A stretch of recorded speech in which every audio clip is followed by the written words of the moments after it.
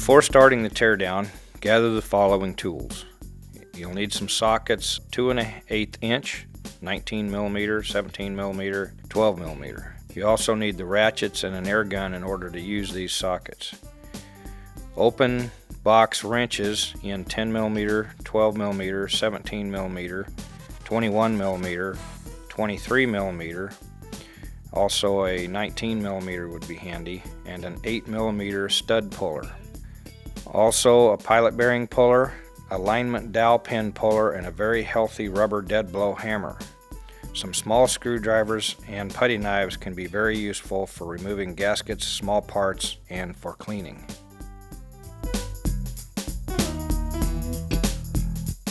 We'll start with disassembling the engine by removing the flywheel. You will need an air gun with sufficient torque to remove the 2 1/8 inch nut. After removing the nut, strike the flywheel on the outer edges just inside the ring gear with your dead blow hammer. If you want to use a 5-pound steel hammer, be sure not to strike the ring gear, clutch disc surface, or the pressure plate mounting surfaces. 1 or 2 solid strikes should be enough. Do not strike an automatic counterweight the same way. Instead, use a cold chisel placed behind the counterweight at its smallest radius between the weight and one of the bolts on the rear gear. Knock the counterweight off by driving the chisel toward the shaft. Make sure you use a chisel thick enough not to hit the shaft or the inside of the counterweight. It would be a good idea to put the nut on a few turns to keep the weight from jumping off. The best time to pull the pilot bearing out is while the shaft is contained in the engine, like right now.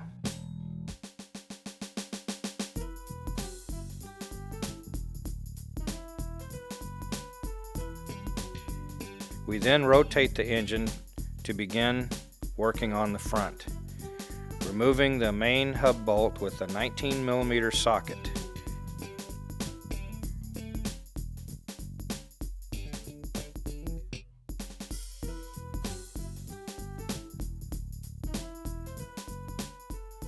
Pull the thermal pellet out and its spring. Now it's the easiest time to remove the main seal. Then remove the 12 millimeter front cover bolts. Each of these has 1 lock washer and 1 flat washer, and they will be needed when reassembling the engine, so save them. With a screwdriver or pry bar, gently lift the front cover from its gasket. With a 10 millimeter box wrench, remove the oil pump bolts. If you like, this would be a great time to remove the 17 millimeter nut on the oil pump gear.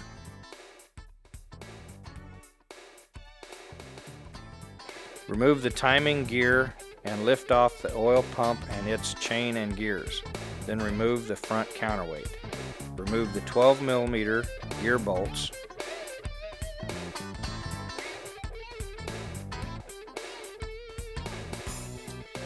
Pry the thrust plate, in-play bearings, race, and spacer off.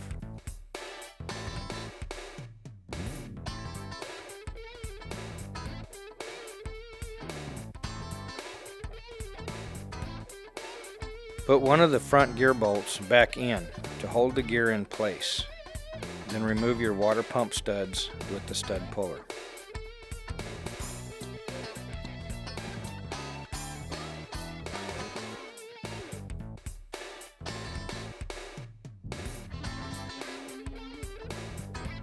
Working from the back of the engine, remove the rear main seal and the woodruff key. Note that these bolts are shorter than the front gear bolts. Remove the long through bolts with a 17 millimeter socket. These bolts are also sometimes referred to as tension bolts. Don't forget to get the 2 bolts that are outside the circle. Using a hefty screwdriver or pry bar, lift the rear end plate at this location. Placing a screwdriver between the end plates and the rotor housings could damage them. Lift the rear end plate straight up, being careful not to make contact with the shaft threads on the rear main bearing. Lift the rear rotor out and collect all of your small pieces that remained in the chamber or fell off the rotor. Use all of the threads on the dowel pin puller for removal of the alignment dowels. Note the lower pins near the exhaust are usually more difficult to remove. Don't be surprised if it takes some effort. With the 2 pins out of the rear rotor, tap the rotor housing with a dead blow hammer to get it loose, and then remove that rotor housing. Pull out the remaining 2 dowel pins in the same method you used the first 2. With a large screwdriver or pry bar, lift the center end plate until it's loose. Carefully lift it off the shaft. Note that you may have to lift the shaft up a couple of inches to get it to come off the shaft properly. After your center end plate is out of the way, pull the shaft straight up, clear of the engine. Careful not to drag it along the bearings. Now take the front rotor out and collect all of your small pieces that may have stuck inside or fallen off the rotor. Tap the front rotor housing to remove it.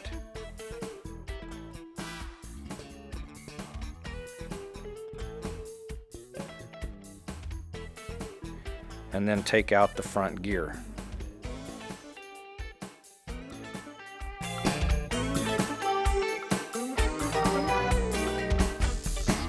Remove the outer and inner water jacket seals with your tools. Small screwdrivers work real well. Take out the oil pressure regulator, pop out the rear main gear, and remove its old O-ring, because you're going to replace that when you rebuild the engine.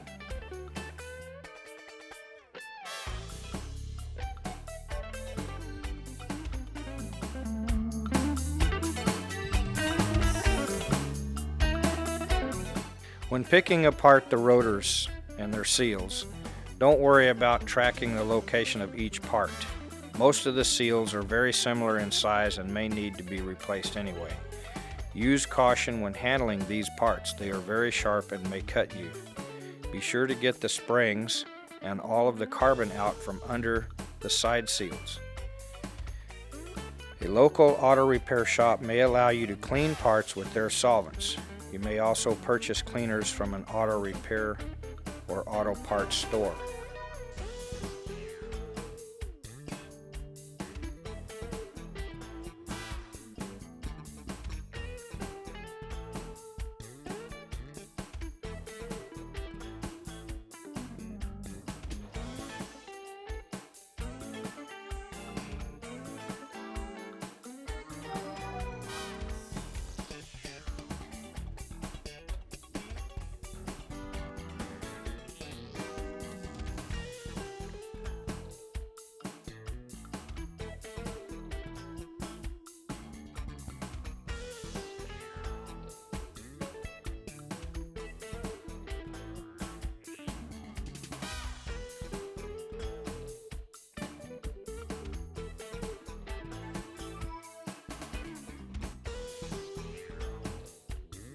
Remove the oil pressure regulator from the bottom of the front cover.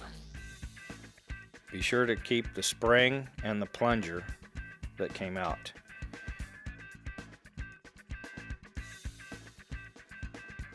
On the oil metering drive, remove the clips,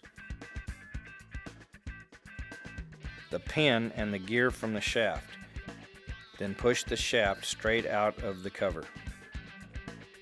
For cleaning the parts, a local auto repair shop may allow you to clean parts with their solvents. You may also purchase cleaners from an auto parts store. 200 grit sandpaper and a flat block is very useful on the sides of the rotor housings and the end plates where the rotor housings touch. Also, be sure to remove all old gaskets and flat block these areas so that they're nice and flat and clean. Do not recommend using orbital sanders for cleaning these areas because it rounds off the areas and the gaskets won't stay in place.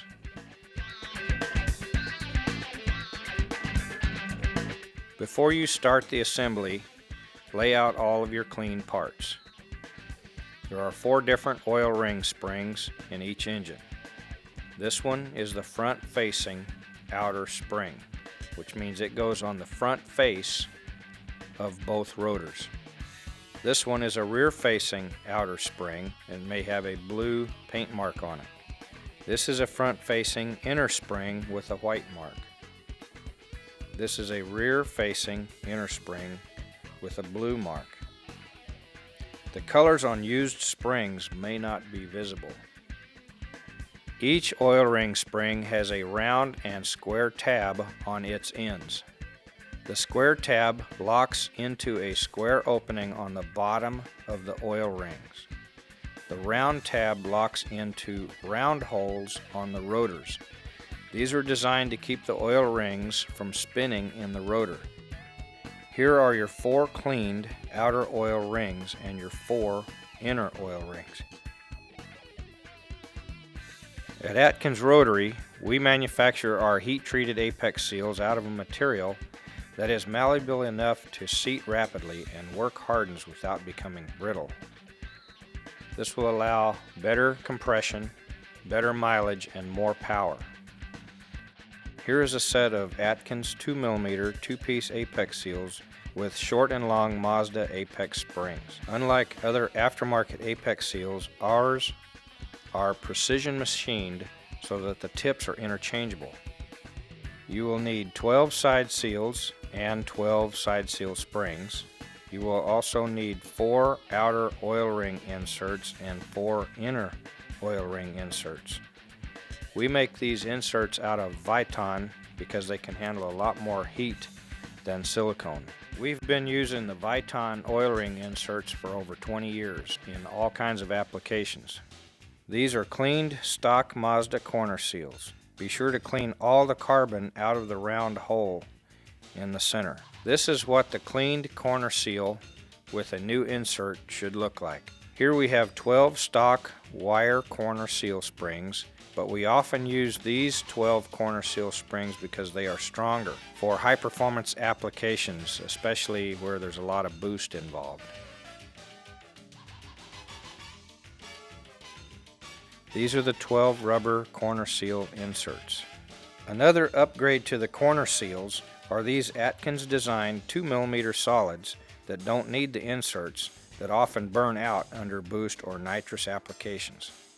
Be sure to clean every part of the rotor, especially side seal slots, corner seal holes, oil ring slots, and apex seal areas.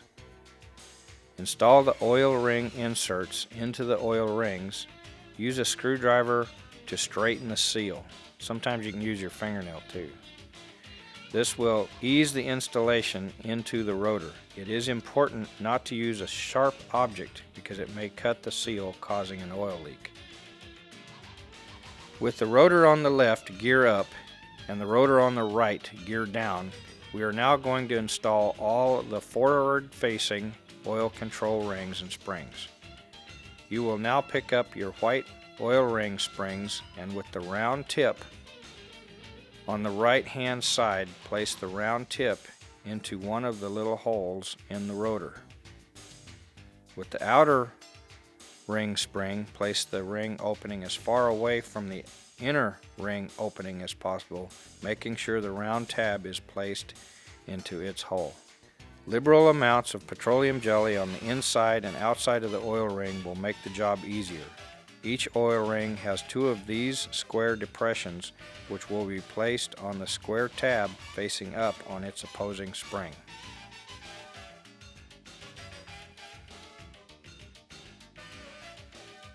We use a piece of wood that's been sanded smooth to help with the installation of the oil rings into the rotors.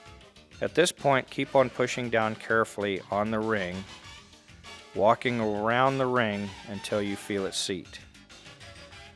The outer ring is more difficult to install. Be careful you don't slip because it may cut you.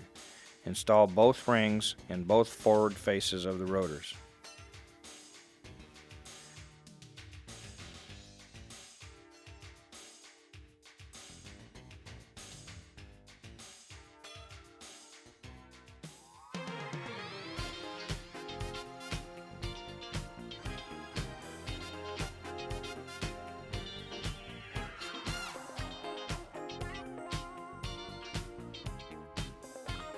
Flip the rotors over and